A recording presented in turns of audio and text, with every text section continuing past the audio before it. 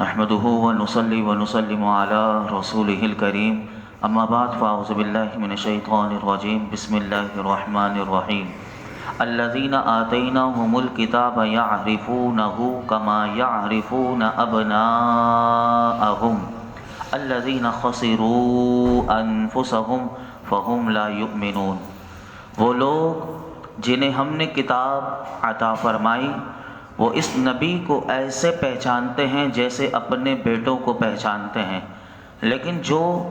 اپنی جانوں کو نقصان میں ڈالنے والے ہیں تو وہ ایمان نہیں لاتے۔ اس آیت مبارکہ میں یہودیوں اور عیسائیوں کے علماء کہ جنہوں نے توریت اور انجیل پائی وہ رسول اللہ صلی اللہ علیہ وسلم کے حلیہ مبارک اور آپ صلی اللہ علیہ وسلم کے نعت و صفت سے جو ان کی کتابوں میں مذکور ہے، اور وہ حضور کو ایسے پہچانتے تھے کہ جیسے کہ اپنے بیٹوں کو پہچانتے ہیں، کہ جس طرح کسی شخص کو اپنی اولاد کے بارے میں شک نہیں ہوتا کہ یہ میرا ہی بیٹا ہے،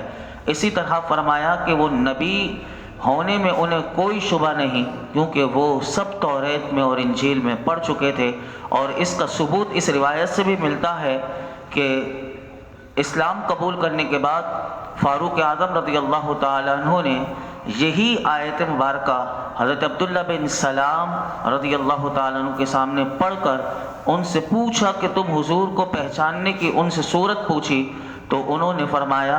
کہ میں نے جیسے رسول اللہ صلی اللہ علیہ وسلم کا صرف دیدار کیا تو میں نے حضور کو پہچان گیا، بلکہ انہوں نے کہا کہ میں اپنے بیٹے کے مقابلے میں انہیں زیادہ جلدی پہچان گیا۔ تو فرمایا کہ میں اس بات کی تو گواہی دے سکتا ہوں کہ رسول اللہ صلی اللہ علیہ وسلم سچے رسول ہیں، لیکن عورتوں نے کیا کیا وہ میں نہیں جانتا، یعنی ہو سکتا ہے کہ انہوں نے میرے پیچھے کوئی خیانت کی ہو کہ یہ میرا بیٹا نہ ہو۔ فرمایا کہ رسول اللہ صلی اللہ علیہ وسلم اللہ کے سچے رسول ہونے میں مجھے کسی قسم کا کوئی شبہ نہیں۔ تو یہاں سے یہ پتہ چلا کہ حضور کو یہ عیسائی اور یہودی اس طرح پہچانتے تھے، کیونکہ ان کی کتابوں میں میرے اللہ نے وہ ساری میرے آقا کی شان اور سب کچھ بیان کر دیا۔ تفسیر بغوی میں پہچاننے کی یہ صورت بھی لکھی ہوئی ہے کہ جیسے اپنے بیٹوں کو اگر 1000 بچے ہوں تو جس طرح جس کا جو بیٹا ہوتا ہے تو 1000 بچوں میں سے وہ اپنے بچے کو بالکل بآسانی پہچان لیتا ہے، فرمایا کہ ایسے ہی بغیر کسی شک اور شبہ اور تردد کے وہ حضور کو پہچانتے تھے۔ لیکن جو قرآن نے کہا کہ انہوں نے اپنی جانوں کو خسارے میں ڈالا، اس سے مراد یہ ہے کہ وہ ایمان نہیں لاتے۔ یہ ایمان نہ لانا کس وجہ سے تھا؟ تو کہا کہ یہودیوں کو حضور سے حسد تھا، تو یہ حسد کی وجہ سے یہ حضور پر ایمان نہ لائے۔ اور یاد رکھیے کہ علماء فرماتے ہیں کہ کسی کے دل میں حسد آ جائے تو سامنے والے کے اندر ہزاروں خوبیاں ہوں، وہ خوبی کو کبھی بھی تسلیم نہیں کرتا۔ تو اس لیے ہمیں بھی حسد کی بیماری سے بچنا چاہیے، کیونکہ حسد کی بیماری ایسی ہے کہ ہمیشہ انسان جلتا ہی رہتا ہے اندر، تو اس حسد سے بچنا چاہیے۔ اور اس سے علماء نے کہا اس آیت سے ایک مسئلہ یہ بھی معلوم ہوا کہ حضور کو جاننا پہچاننا یہ ایمان نہیں ہے، جاننا پہچاننا نہیں بلکہ حضور کو ماننا یہ ایمان ہے۔ یہ بات ہمیں بھی یاد ہونی چاہیے۔ آگے ارشاد فرمایا وَمَنْ أَظْلَمُ مِمَّنِ افْتَرَىٰ عَلَى اللَّهِ كَذِبًا أَوْ كَذَّبَ بِآيَاتِهِ إِنَّهُ لَا يُفْلِحُ الظَّالِمُونَ۔ اور اس سے بڑھ کر ظالم کون کہ جو اللہ پر جھوٹ باندھے، اور اس سے بڑھ کر ظالم کون جو اللہ پر جھوٹ باندھے یا اس کی آیتوں کو جھٹلائے۔ بے شک ظالم فلاح نہ پائیں گے۔ جو کوئی بھی اللہ کا شریک ٹھہرائے یا جو بات رب العالمین کی شان کے لائق نہ ہو اس کی طرف نسبت کرے، اس آیت میں اس شخص کو سب سے بڑا ظالم کہا گیا، کیونکہ ظلم کی تعریف یہ ہے کہ ظلم کہتے ہیں کسی شے کو اس کی اصل جگہ سے ہٹا کر دوسری جگہ رکھ دینا۔ تو فرمایا کہ جو اللہ کے شایع نشان نہیں ہے اور اللہ کی طرف اسے منسوب کرنا یقیناً یہ سب سے بڑا ظلم ہے۔ اس ظالم میں کی وعید میں کون کون سے لوگ شامل ہیں فی زمانہ؟ تو سنیے اس وعید میں سب سے پہلے تو وہ مشرک شامل ہے کہ جو توحید کو اس کی جگہ سے ہٹاتے ہیں اور وہ اللہ کے ساتھ کسی کو اس کا شریک ٹھہراتے ہیں، اور اس میں کافر بھی شامل ہیں۔ اسی طرح علماء فرماتے ہیں اس آیت میں وہ لوگ بھی شامل ہیں کہ جو فلموں، ڈراموں یا کسی بھی ذریعے سے وہ کفریات سیکھتے ہیں اور پھر وہ خوش ہوتے ہیں کہ ایکٹر بن کر، یعنی وہ فلموں کے ایکٹر بن کر اور وہ ڈراموں میں آ کر اداکاری کرنے کے لیے وہ کفریات سیکھتے ہیں، وہ کفریات سیکھ کر وہ بولتے ہیں اور اس میں خوشی انہیں محسوس ہوتی ہے۔ یا ایسے لوگ بھی شامل ہیں کہ جو یہ فلمیں ڈراموں میں کفریات کے کلمات سن کر خوش ہوتے ہیں، کیا ڈائیلاگ اس نے بولا، اس طرح کے وہ سمجھتے نہیں۔ تو فرمایا کہ یہ سب اس میں شامل ہیں کیونکہ وہ بھی خوش ہو رہے ہیں، بولنے والے بھی خوش ہو رہے ہیں، اور وہ سب وہ چیزیں اللہ کی طرف منسوب کرتے ہیں جو میرے رب کے شایانہ شان نہیں، تو یہ سب بھی ظالموں میں شمار ہوتے ہیں۔ اور علماء نے کہا اس آیت میں وہ لوگ بھی شامل ہیں کہ جو زمانہ ماضی میں ہوں یا خصوصاً زمانہ حال کے وہ اسکالر، وہ دانشور، وہ مفکر جو اپنے آپ کو یہ سمجھتے ہیں کہ ہم سب سے بڑے دانشور ہیں، ہم اسکالر ہیں، ہم مفکر ہیں، جو دیدہ دانستہ قرآن کی غلط تعویل، غلط تفسیریں کرتے ہیں، اس میں وہ ظالم وہ بھی شامل ہیں، کیونکہ یہ قرآن کی غلط تفسیر کر کے وہ اللہ پر جھوٹ باندھتے ہیں، تو ایسے لوگ بھی انہی آیتوں میں شامل ہیں، وہ بھی ظالموں میں ان کا بھی شمار ہوگا۔ آگے اللہ رب العالمین نے ارشاد فرمایا وَيَوْمَ نَحْشُرُهُمْ جَمِيعًا ثُمَّ نَقُولُ لِلَّذِينَ أَشْرَكُوا أَيْنَ شُرَكَاؤُكُمُ الَّذِينَ كُنتُمْ تَزْعُمُونَ ثُمَّ لَمْ تَكُنْ فِتْنَتُهُمْ إِلَّا أَنْ قَالُوا وَاللَّهِ رَبِّنَا مَا كُنَّا مُشْرِكِينَ انظر كيف كذبوا على أنفسهم وضل عنهم ما كانوا يفترون۔ اور جس دن ہم سب کو اٹھائیں گے پھر مشرکوں سے کہیں گے تمہارے وہ شریک کہاں ہیں جنہیں تم اللہ خدا کا شریک گمان کرتے تھے، پھر ان کی اس کے سوا کوئی معذرت نہ ہوگی۔ کہیں گے ہمیں اپنے رب اللہ کی قسم ہم ہرگز مشرک نہ تھے۔ اے حبیب دیکھو اپنے اوپر انہوں نے کیسا جھوٹ باندھا اور ان سے غائب ہو گئی وہ باتیں جن کا یہ بہتان باندھتے تھے۔ قیامت کے دن کافروں کے پاس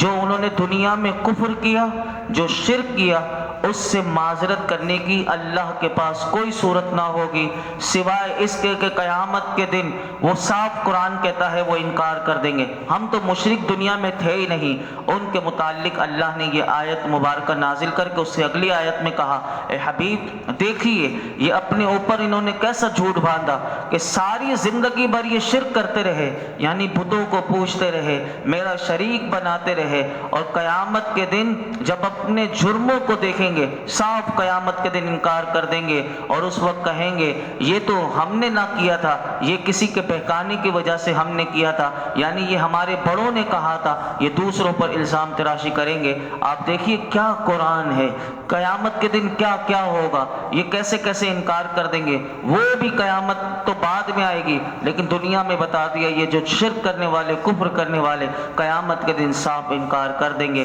آگے قرآن کیا کہتا ہے، فرمایا وَمِنْهُمْ مَن يَسْتَمِعُ إِلَيْكَ وَجَعَلْنَا عَلَى قُلُوبِهِمْ أَكِنَّةً أَن يَفْقَهُوهُ وَفِي آذَانِهِمْ وَقْرًا وَإِن يَرَوْا كُلَّ آيَةٍ لَا يُؤْمِنُوا بِهَا حَتَّى إِذَا جَاءُوكَ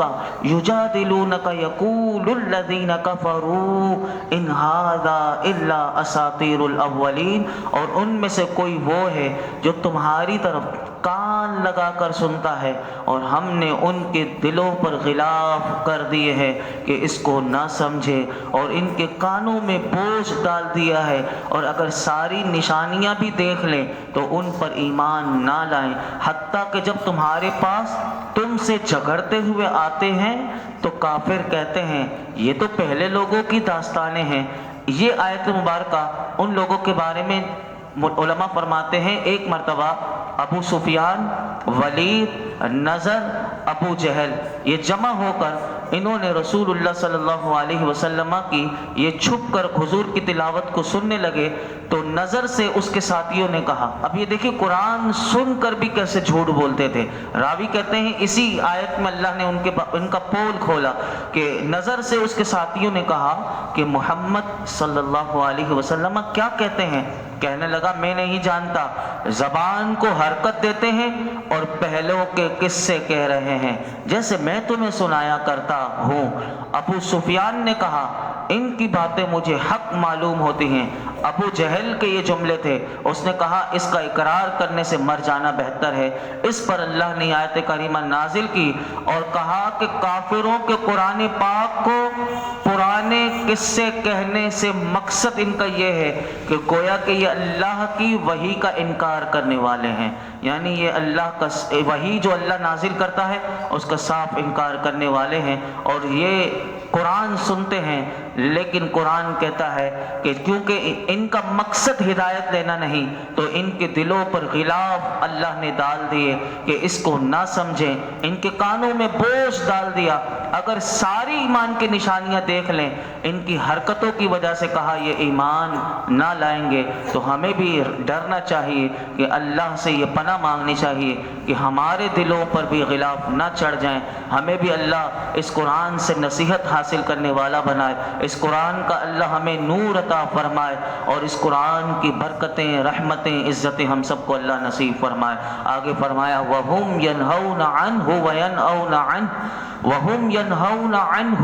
وَيَنْأَوْنَ عَنْهُ وَإِنْ يُهْلِكُونَ إِلَّا أَنفُسَهُمْ وَمَا يَشْعُرُونَ، اور وہ دوسروں کو اس سے روکتے ہیں اور خود اس سے دور بھاگتے ہیں اور وہ اپنے آپ ہی ہلاکت میں ڈالتے ہیں اور انہیں شعور نہیں۔ یہ آیت مبارکہ علماء کہتے ہیں کفار مکہ کے بارے میں نازل ہوئی کہ جو حضور پر ایمان لانے اور آپ کی مجلس میں حاضر ہونے اور قرآن کریم سننے سے روکتے تھے اور خود بھی دور رہتے تھے کہ کہیں کلام مبارک ان کے دل میں اثر نہ کر جائے۔ آپ اندازہ لگائیں یہ کافر بھی اس بات کو جانتے تھے کہ یہ قرآن اثر کرتا ہے، یہ قرآن اثر کرتا ہے۔ آج ہی میں نے ایک ریسرچ دیکھی،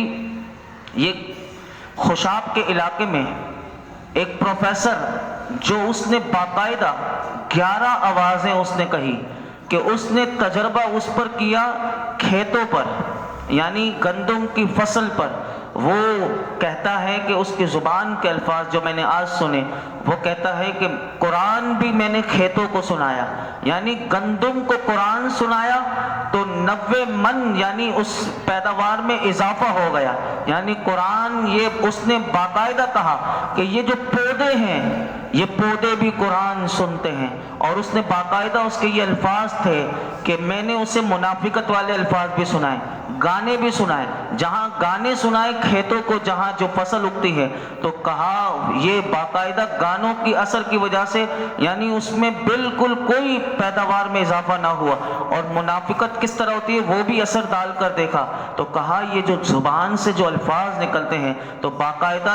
یہ محسوس کرتے ہیں پودے بھی منافقت کو، یہ گانوں کو، گالم گلوچ کو، گندی باتوں کو، یعنی ہر طریقے سے اس نے کہا کہ میں نے 11 آوازیں مختلف طریقے سے ایک قرآن کی سنائی۔ اس نے کہا میں دعوے سے کہتا ہوں کہ یعنی یہ اپنی آنکھوں سے دیکھ لیجئے اللہ نے اس کی پیداوار میں کتنا زیادہ اضافہ کر لیا۔ یعنی اگر پودے قرآن سنے تو ان کو اثر ہو جائے، جب ہم قرآن روزانہ سننے والے ہوں، قرآن سے اپنا رشتہ مضبوط ہو، تو پھر یہ قرآن کے سہارے پھر ہمیں قبر میں بھی اور اتنے نصیب ہوں گے کہ یہ قرآن اتنی بڑی نعمت ہے اللہ کی ہمارے پاس کہ جس کی آج ہمیں قدر ہمارے دلوں سے بہت دور ہو گئے ہیں، جب بھی ہمیں اس کی تلاوت سے وہ لگاؤ نہیں، اس کو سمجھنے سے ہمیں وہ لگاؤ اگر ہو گیا تو یقین کیجئے کہ جو قرآن سنتے ہیں بار بار قرآن کو سمجھتے ہیں، ایک دفعہ ختم ہوتا ہے پھر سمجھتے ہیں، کچھ نہ کچھ نیا اس میں اللہ تعالیٰ انہیں عطا کر دیتا ہے۔ یعنی ایک دفعہ تفسیر سنی، دوسری دفعہ میں کچھ نیا اللہ رب العالمین موتی عطا کر دیتا ہے، پھر بندہ خود غور کرتا ہے، اس کو اور کچھ نہ کچھ ملتا رہتا ہے۔ ایک تو ہے میں نے آپ کے سامنے کر دی، ایک آپ نے سنا، آپ کو اللہ نے زیادہ صلاحیت دی، آپ نے غور کیا، آپ کو اور اس میں سے اس کا نور ملتا چلا جائے گا۔ تو یہ میرے رب کا قرآن ہے، تو اس سے ہم سب کو لگاؤ زیادہ ہونا چاہیے۔ کل انشاءاللہ 11ویں شریف ہوگی، اور کئی کتابوں کے مصنف ہیں اور ایوارڈ یافتہ بھی جو اس وقت بچوں کی ادب کے اوپر بہت زیادہ کام کر رہے ہیں، ڈاکٹر پروفیسر علامہ ڈاکٹر محمد اسماعیل بدایونی، کل وہ ہماری 11ویں شریف میں آئیں گے، اور انشاءاللہ بڑا اہم موضوع دیا ہے کہ کیا میں ذمہ دار ہوں۔ اب اس میں وہ کیا کیا باتیں کہ میں نے ذمہ داری اپنی کون کون سی پوری نہیں کی، کیا ان باتوں کا میں ذمہ دار ہوں، اس اہم موضوع پر وہ کل 11ویں شریف میں 25 منٹ کے پہلے شروع میں نعت خوانی، اور اس کے بعد حضرت کا فوراً خطاب شروع ہو جائے گا۔ تو آپ سب بھی آئیے گا، اور اپنے دوست و احباب کو بھی کل کی محفل کی 11ویں شریف کی دعوت دیجیے گا۔ اللہ رب العالمین ہم سب کو دین سیکھنے، سمجھنے، عمل کرنے، دوسروں تک اس کا پیغام پہنچانے کی توفیق عطا فرمائے۔ الحمدللہ رب العالمین والصلاة والسلام علی سید الانبیاء والمرسلین وعلی آلہ واصحابہ اجمعین۔ اللہم ربنا آتنا فی الدنیا حسنہ وفی الآخرۃ حسنہ وقنا عذاب النار۔ یا اللہ جو کچھ ہم نے سنایا اس میں کوئی غلطی کوتاہی ہو معاف فرما، اپنی بارگاہ میں قبول فرما، ہمیں رب کریم قرآن کا نور عطا فرما، قرآن کا حق ادا کرنے والا بنا دے، قرآن کے حقوق ادا کرنے والا بنا دے، قرآن کی صحیح سمجھ عطا فرما۔ اے اللہ ہمیں باعمل بنا دے، باعمل بنا دے، قرآن کا نور عطا کر دے،